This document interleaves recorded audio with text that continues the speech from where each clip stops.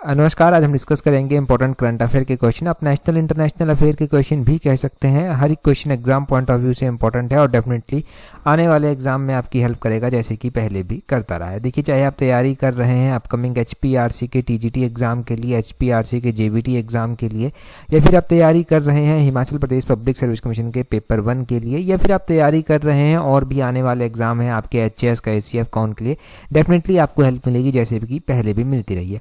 आज का हर एक क्वेश्चन बहुत ज़्यादा इंपॉर्टेंट है और 100% श्योरिटी के साथ यहाँ से कोई ना कोई क्वेश्चन एग्जाम में बनेगा ही। इतने इंपॉर्टेंट क्वेश्चन है आज की इस वीडियो के। क्वेश्चन नंबर 1 में बोलते हैं with how many Indian states Nepal share boundary. बोलते हैं कितने भारतीय राज्यों के साथ नेपाल की सीमा जो है वो लगती है। नेपाल कितने भारतीय राज्यों के साथ सीमा साझा करता है? लगभग 5 राज्यों के साथ जो है ये सीमा साझा जो है वो करता है। ऑप्शन सी जो है वो सही आंसर हो जाएगा। ये 5 राज्य कौन कौन से है मैप पर भी हम देखेंगे, पहले ऐसे ही पढ़ लेते हैं। बोलते हैं कि इंडिया और नेपाल का जो इंटरनेशनल बॉर्डर लगता है वो अप्रोक्सीमेटली 1751-1752 किलोमीटर के आसपास जो है वो लगता है। नेपाल जो इंडियन स्टेट्स हैं 5 उनके साथ बाउंड्री शेयर करता है। एक उत्तराखंड है, एक उत्तर प्रदेश है, एक बिहार है, एक वेस्ट बंगाल है और सिक्किम है। ये स्टेट ऐसे हैं जिनके साथ नेपाल सीमा साझा करता है। मैप पर देखते हैं एक बार। देखो, ये है इंडिया का मैप और यहाँ पर ये आप नेपाल देख पा रहे हैं। ये नेपाल जो है वो है। नेपाल का एक उत्तराखंड स्टेट बाउंड्री शेयर करता है। कौन सी डायरेक्शन में करता है ये भी आप लगा लेना अनुमान। यहाँ पर देखो, यहाँ पर मैं बना देता हूँ इसको। ईस्ट यहाँ पर, वेस्ट यहाँ पर, साउथ यहाँ पर और नॉर्थ यहाँ पर। तो यहाँ पर उत्तराखंड बाउंड्री शेयर करता है। फिर उत्तर प्रदेश दूसरे नंबर पर है और तीसरे नंबर पर बिहार है। चौथे नंबर पर यहाँ पर ये वेस्ट बंगाल आप देखेंगे, वेस्ट बंगाल भी करता है। और 5वें नंबर पर ये सिक्किम जो है वो इसके साथ बाउंड्री जो है वो लगाता है। अब यहाँ पर नेपाल क्यों चर्चा में आया? यहाँ पर जैन जी प्रोटेस्ट जो है वो हुआ। इनके जो जैन जी जनरेशन है उसके द्वारा एक जबरदस्त प्रोटेस्ट किया गया। वहाँ की सरकार को ही उखाड़ फेंका गया। जो करप्शन थी वहाँ की, वहाँ पर जो नेपो किड्स जो सोशल मीडिया पर बहुत ज़्यादा प्रचलित हो रहे थे, उनके रहने का लाइफस्टाइल, उनके खाने पीने का लाइफस्टाइल, वो मतलब बिना मेहनत किए जो उनको मिल रहा था, लोगों में कहीं ना कहीं आक्रोश का कारण था। दूसरा, वहाँ पर बेरोजगारी बहुत ज़्यादा थी और तीसरा, वहाँ के लोग ना प्लान बहुत ज़्यादा कर रहे थे, किसी और कंट्रियों में जा रहे थे, माइग्रेशन हो रही थी, लगातार माइग्रेशन हो रही थी। बहुत सारे नेपाली आप देखते हैं इंडिया में आकर काम करते हैं। अब तो रशिया में जाकर, रशियन आर्मी में जाकर उन्होंने भर्ती होना स्टार्ट कर दिया था। और आपको पता है कि रशिया में इस टाइम जो है वो कितना रिस्क है। तो वहाँ से लोगों में प्रोटेस्ट आ रहा था। सरकार ने क्या किया? सरकार ने वहाँ पर 26 सोशल मीडिया ऐप्स को लगभग जो है वो बैन ही कर दिया। वहाँ से लोगों का आक्रोश जो है वो बहुत ज़्यादा बढ़ गया। फिर एक हिंसात्मक रूप जो है वो इसने ले लिया। अब आप देखेंगे वहां पर चाहे वो सत्ता जो मतलब अभी के प्रधानमंत्री थे उनके ऊपर भी अटैक हुए, उनके मंत्रियों के ऊपर अटैक हुए, इससे पहले के प्रधानमंत्री थे उनके मंत्री थे उनके ऊपर भी अटैक हुए, किसी को नहीं छोड़ा गया वहां पर। अब देखो, यहाँ पर सबसे बड़ा रीजन, यहाँ पर हर एक कंट्री को सीखना चाहिए, खासकर इंडिया को तो सीखना ही चाहिए, हमारे हिमाचल को भी यहाँ पर सीखना चाहिए।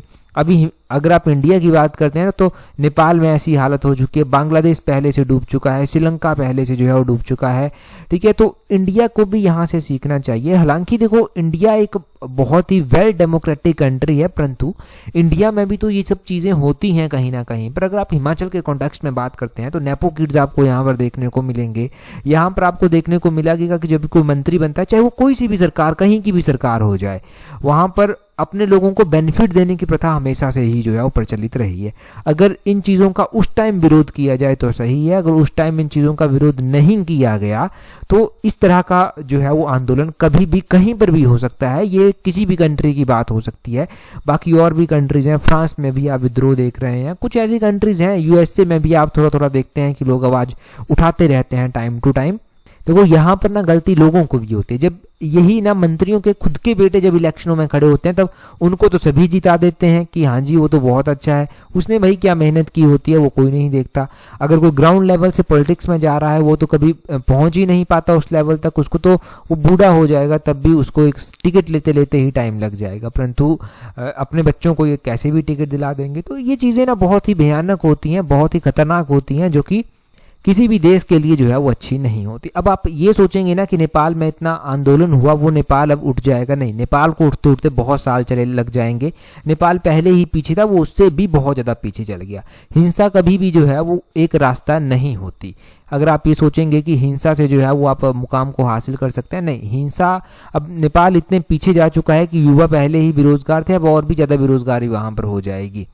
बड़ी बड़ी कंपनियां वहाँ पर इन्वेस्ट नहीं करेंगी, संबंध बनाते बनाते अब बहुत टाइम जो है वो यहाँ पर लग जाएगा। तो इसलिए यहाँ से समझना जरूरी है। वर्ल्ड के लिए जो है ना एक अलग से मैसेज जो है वो देके गया है कि ये जनरेशन कुछ भी कर सकती है।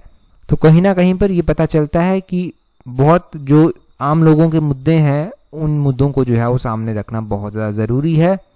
अगला क्वेश्चन देखेंगे हमारे पास क्या बोलते हैं। अगले क्वेश्चन में बोलते हैं recently CP Radhakrishnan takes oath as dash vice president of India. बोलते हैं हाल ही में सीपी राधाकृष्णन ने जो है वो भारत के डैश उपराष्ट्रपति के रूप में जो है वो शपथ ली है। सीपी राधाकृष्णन जो है वो सक्सेसफुली शपथ ले चुके हैं और 15वें राष्ट्रपति के रूप में जो है वो इन्होंने अभी शपथ ली है। 15वें राष्ट्रपति जो है ये बने हैं, थोड़ा सा जानेंगे विस्तृत रूप से। ये कटिंग ना मैंने आपके साथ वैसे टेलीग्राम पर भी शेयर की हुई है, जो टेलीग्राम पर हमारा न्यूज़पेपर वाला ग्रुप है उसके ऊपर ये शेयर हुई है 1-2 दिन पहले, परंतु यहाँ से हम डिटेल से जानेंगे। सबसे पहले जो उपराष्ट्रपति थे वो कौन थे?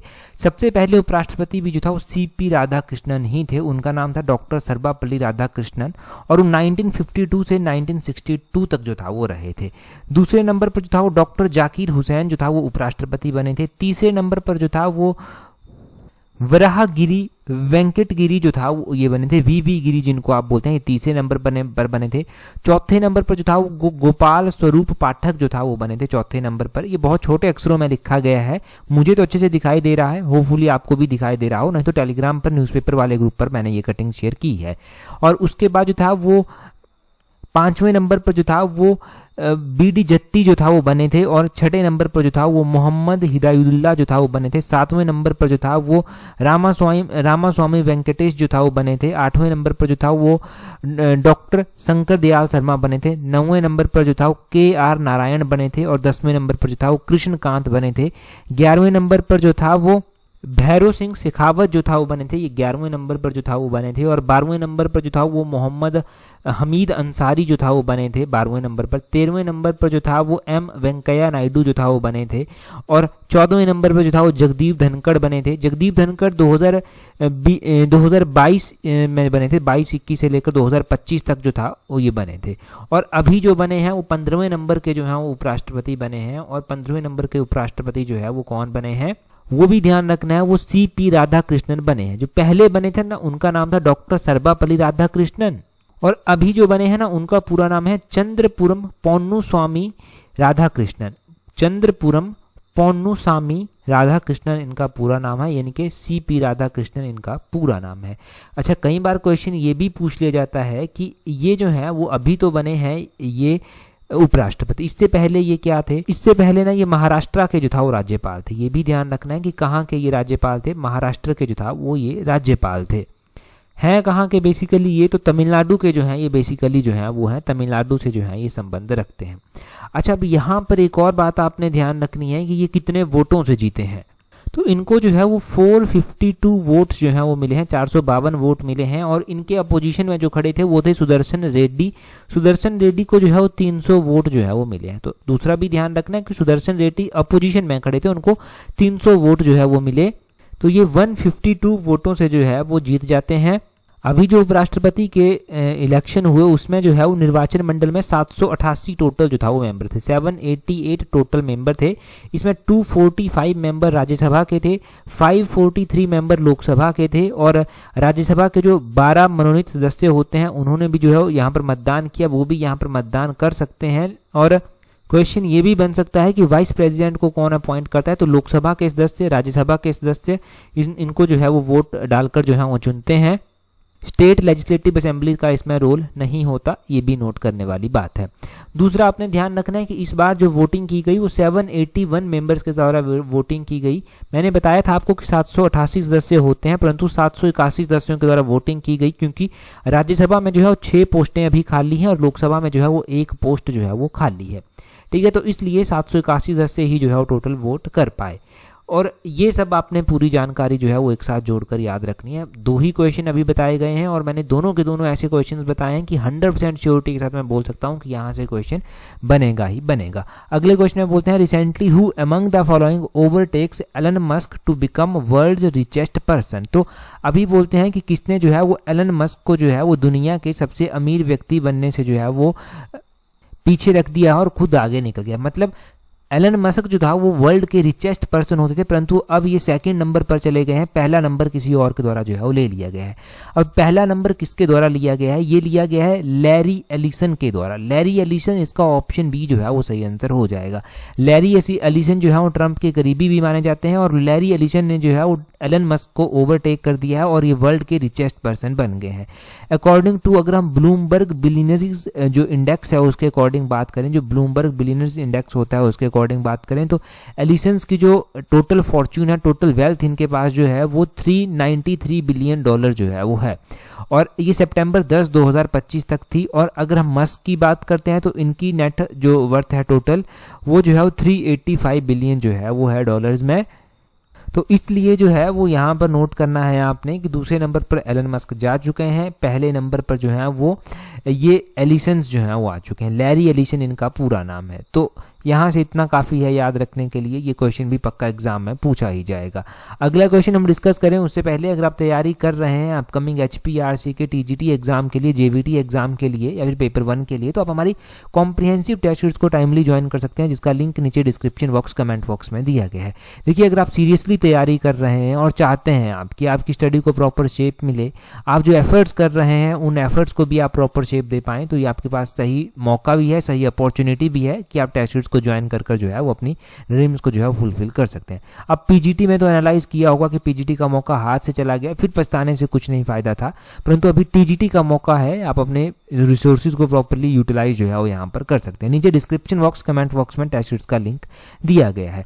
अगले क्वेश्चन में बोलते हैं, what is the name of world's first digital tribal university launched in New Delhi. तो बोलते हैं कि वर्ल्ड की फर्स्ट डिजिटल ट्राइबल यूनिवर्सिटी जो है वो लॉन्च की गई है। अब बोलते हैं ये जो डिजिटल ट्राइबल यूनिवर्सिटी जो है वो लॉन्च की गई है, इसका नाम क्या है? इसका नाम आपने ध्यान रखना है कि वर्ल्ड की है, ये वर्ल्ड की फर्स्ट डिजिटल ट्राइबल यूनिवर्सिटी है और इसका नाम जो है वो आदि संस्कृति नाम जो है वो इसका रखा गया है।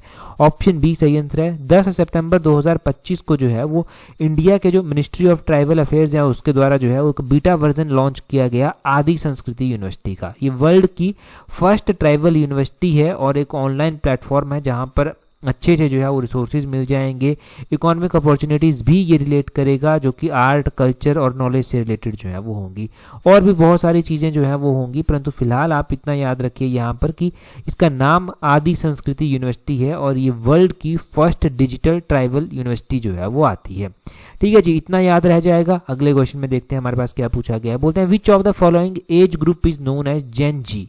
तो अभी आपने देखा ना, नेपाल में ये जेन जी प्रोटेस्ट हुआ। ये जेन जी बोलते हैं कि ये कौन सा आयु वर्ग जो है वो आता है।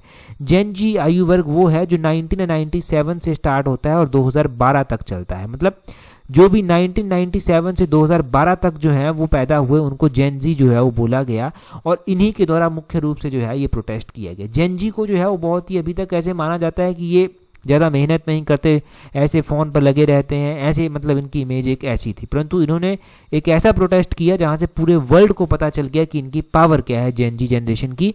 अब देखिए यहाँ पर जो जनरेशन आती हैं उनके बारे में देख लेते हैं कि जब कौन पैदा हुआ, किस साल में पैदा हुआ, उसको क्या बोलते हैं।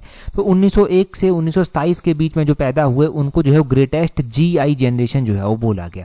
यहाँ पर एक बात पहले ही नोट कर लेना कि यहाँ पर ना 1-2 सालों का फर्क थोड़ा सा देखने को मिल सकता है, क्योंकि कहीं पर कुछ जानकारी लिखी गई होती है, कहीं पर कुछ लिखी गई होती है। और 1928 से 1945 के बीच में जो पैदा हुए उनको साइलेंट जनरेशन बोला गया। 1946 से 1964 के बीच में जो पैदा हुए उनको बेबी बूम या फिर बूमर्स जो था वो बोला गया। 1965 से जो 1980 के बीच में पैदा हुए उनको जो है वो जनरेशन Z बोला गया, X जनरेशन बोला गया उनको।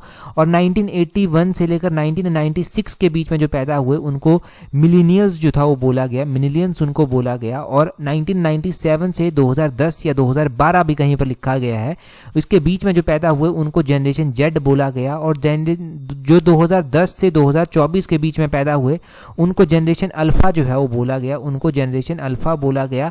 और 2025 से जो 2039 तक यानी कि 2039 तक पैदा होंगे उनको जनरेशन बीटा जो है वो बोला जाएगा। तो अब आप कमेंट कर कर बताएंगे कि आप कौन सी जनरेशन के हैं। मतलब आप या तो मोस्टली आप या तो मिलीनियल जनरेशन के आते होंगे या तो जनरेशन जेन जी के जो है वो आते होंगे। तो आप कौन सी जनरेशन के आते हैं जल्दी से कमेंट करके जो है वो बता दीजिए। यहाँ पर मैंने जनरेशन के पूरे नाम आपको जो है वो डिटेल से बताए। चलिए अगला क्वेश्चन देखते हैं हमारे पास क्या पूछा गया है नेक्स्ट क्वेश्चन में। नेक्स्ट यहाँ पर वही लिखा गया है कि जनरेशन जी या फिर जनरेशन जेन जी जिसको बोला गया, ये एज ग्रुप है जो 1997 से 2012 के बीच में बॉर्न हुआ है। कहीं पर 2010 भी लिखा गया है। बोलते हैं they are the generation that comes after millennials के बाद आते हैं और बिफोर जनरेशन अल्फा से पहले आते हैं। अगले क्वेश्चन में देखिए क्या बोलते हैं। अगले क्वेश्चन में बोलते हैं which city topped the list of million plus population cities in the स्वच्छ वायु सर्वेक्षण 2021। तो बोलते हैं कि स्वच्छ वायु सर्वेक्षण 2025 में मिलियन से अधिक आबादी वाले शहरों की सूची में कौन सा शहर शीर्ष पर है। अगर हम बात करते हैं स्वच्छ वायु सर्वेक्षण 2025 की, तो इसमें जो है वो मिलियन से अगर अधिक आबादी वाले शहर देखते हैं और उसमें हम देखते हैं कि कौन सा शहर जो है वो टॉप पर है, तो इंदौर जो है वो टॉप पर है। इंदौर टॉप पर है, ये ध्यान रखना। यहाँ पर देखिए स्वच्छ वायु सर्वेक्षण 2025 का एक डाटा आया, उसमें ये data ministry of environment forest climate change के द्वारा जारी किया जाता है और जो NCAP है नेशनल क्लीन एयर प्रोग्राम है उसके तहत जारी किया जाता है। बोलते हैं इसने जो है 130 सिटीज को इवेल्युएट किया ऑन 8 पैरामीटर लाइक उनके रोड डस्ट हो गया, सॉलिड जो वेस्ट है वो हो गया, वेहिकुलर और इंडस्ट्रियल एमिशन हो गया, कंस्ट्रक्शन एंड डेमोलिशन हो गया और वेस्ट पब्लिक हो गया, जो पब्लिक अवेयरनेस है वो हो गया, पार्टिकुलर मैटर रिडक्शन हो गया। तो इसमें जो है वो बोलते हैं जो मिलियन प्लस पॉपुलेशन वाली सिटीज हैं उसमें इंदौर जो है वो टॉप करता है। इंदौर के बाद जबलपुर उसमें आता है और तीसरे नंबर पर आगरा सूरत जो है वो आता है। नवी मुंबई जो है वो चौथे नंबर पर आता है, कानपुर 5वें नंबर पर आता है, भोपाल 6ठे नंबर पर और दिल्ली जो है वो 32nd नंबर पर जो है वो आता है। बेंगलुरु 36 नंबर पर आता है, कोलकाता 38 नंबर पर आता है, चेन्नई 41 नंबर पर आता है। अगर हम बात करते हैं पॉपुलेशन की, जो 3 से 10 लाख के बीच में पॉपुलेशन वाली सिटीज हैं उसमें जो है वो अमरावती जो है वो टॉप पर आता है और 3 लाख अंडर वाली जो सिटीज हैं उसमें देवास जो है वो देवस जो सिटी है वो पहले नंबर पर जो है वो आती है। अगर हम बात करते हैं PM10 लेवल की, तो ये जो है वो रिड्यूस हुआ है 103 सिटीज में with Mumbai showing the highest decline. Mumbai में लगभग ये 44% जो है वो डिक्लाइन जो यहाँ पर देखने को मिला है। मुंबई के बाद कोलकाता में 37, हैदराबाद बेंगलुरु में 26, दिल्ली में 15% और चेन्नई में 12% देखने को मिला है। बस इतना सा यहाँ से ध्यान रखना। अगला क्वेश्चन देखिए, बोलते हैं which of the following country will host G20 summit in 2026। तो बोलते हैं G20 समिट जो होगी 2026 में उसको जो है वो कौन होस्ट जो है वो करेगा। G20 समिट की अगर हम बात करते हैं कि 2026 में इसको कौन होस्ट जो है वो करेगा, तो G20 को 2026 में जो है वो USA जो है वो होस्ट करेगा। ऑप्शन ए जो है वो सही आंसर है, USA होस्ट करेगा। अभी USA के प्रेसिडेंट जो है वो डोनाल्ड ट्रंप हैं और आपको पता है कि ट्रंप भाई ऐसे हैं कि वो कभी भी कुछ भी बोल सकते हैं, कभी भी कुछ भी कर सकते हैं। उनको आप एस्टिमेट, उनका कोई भी अनुमान नहीं लगाया जा सकता। अब USA में ये होगी तो USA में कहाँ पर होगी, मियामी सिटी में जो है ये होगी, ये आप ध्यान रखना। मियामी सिटी का नाम भी कई बार पूछ लिया जाता है कि मियामी सिटी में होगी। जैसे हमने अभी पढ़ा था कि SCO की समिट हुई वो चाइना की कौन सी सिटी में जो है वो हुई, तो वैसे ही पूछ सकते हैं कि G20 की समिट कौन 2026 में जो है कहाँ पर होगी। अगर हम G20 की होस्ट कंट्रीज की बात करते हैं तो इंडिया ने भी इसको एक बार होस्ट किया था। 2023 में इंडिया के द्वारा इसको होस्ट किया गया था। 2023 के बाद 2024 में जो है वो इसको होस्ट किया गया ब्राजील के द्वारा। ये भी ध्यान रखना है, ब्राजील ने 2024 में इसको होस्ट किया। G20 के बारे में HS में क्वेश्चन पूछे गए हैं, एलाइड में भी क्वेश्चन पूछे गए हैं और पक्का यहाँ से क्वेश्चन पूछा जाता है और कन्फ्यूजन कहीं ना कहीं पर क्रिएट हो ही जाता है। अब 2025 की बात करें तो 2025 में इसको साउथ अफ्रीका जो है वो होस्ट जो है वो करेगा। साउथ अफ्रीका होस्ट करेगा। 2026 में जो है वो USA इसको होस्ट करेगा। USA मियामी सिटी में जो है वो इसको होस्ट करेगा। 2025 में साउथ अफ्रीका की बात कर रहे हैं तो 2025 में साउथ अफ्रीका कौन सी सिटी में इसको होस्ट करेगा और कौन से मंथ में ये होस्ट जो है वो की जाएगी। लगभग अभी तो देखो इसकी जो प्रेसिडेंसी है वो साउथ अफ्रीका के पास ही है। नवंबर 30 तक जो है प्रेसिडेंसी रहेगी इसकी। तो जो मेन समिट होगी वो 22 नवंबर से 23 नवंबर 2025 के बीच में होगी और जॉन्सबर्ग साउथ अफ्रीका में जो है वो होगी। जॉन्सबर्ग साउथ अफ्रीका में जो है वो इसकी ये समिट जो है वो होने वाली है। अच्छा, क्या इंडिया जो है वो G20 का मेंबर है? बिल्कुल इंडिया जो है वो G20 का मेंबर जो है वो है। G20 नेशंस की बात करते हैं कि इनकी स्थापना कब की गई थी, तो 1999 में जो था वो G20 नेशंस की जो था वो स्थापना जो था वो की गई थी।